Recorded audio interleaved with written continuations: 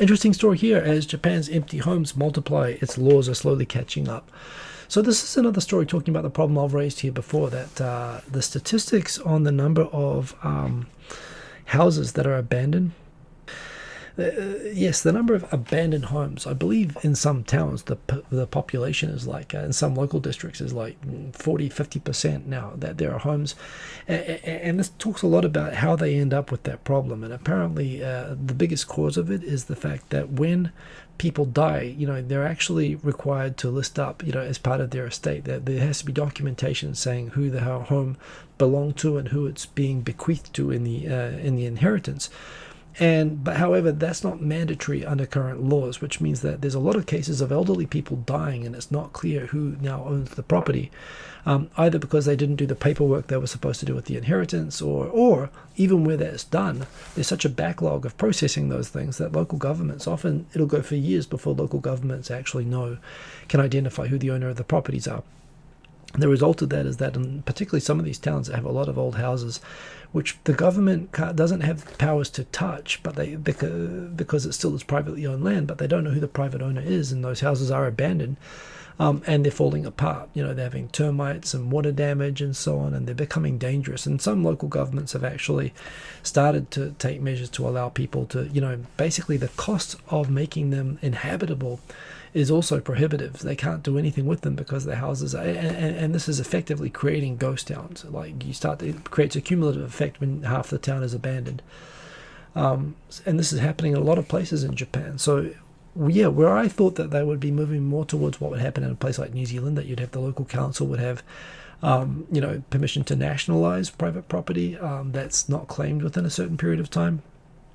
There's some movement towards that, but apparently the first thing that they're trying to do is accelerate the processing of inheritances and making it mandatory to actually make sure that there are clear, and if there are not clear people that the property is bequeathed to, that it goes to the local council that can then tidy it up.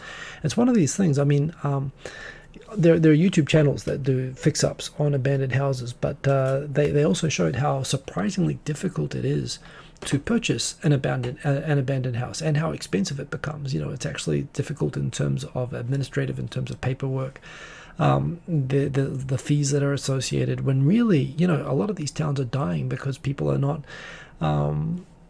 because they're full of these sort of houses that are falling apart, that they want to give away. They want to have tax-paying residents move from cities and fix up these houses, and they're prepared to give them away for free, but people can't pick them up that easily, even though it should be that easy.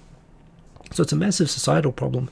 And again, you talk about like these ideas where, hey, the government will pay you $1,000 if you move from Tokyo to, a depopulating rural town. And there are lots of people in Tokyo that would love to do it, but $1,000 is not going to cover the costs of finding a place, buying a place, fixing it up, and then the problems of, can they work remotely there? Even if they can work remotely there, is there a good enough internet connection to be able to work remotely there and to be able to, continue the jobs from Tokyo, or to contribute to the local economy by setting up a local business?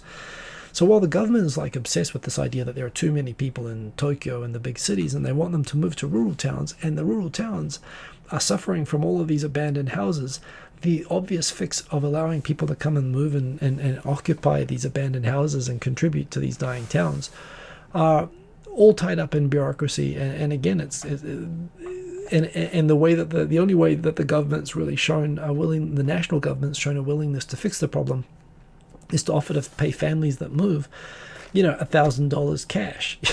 We'll give you a bunch of cash. That's much simpler than actually fixing all the bureaucratic problems that make it impossible for you to move in the first place. When really, think about it. Would you rather have $1,000 cash or a house for free? That's livable, and that allows you to continue your work and earn money in a place where your money will go a lot further. That's the solution. These are difficult problems to fix. It's interesting that it's so tied into the inheritance tax issue, or to the inheritance issue.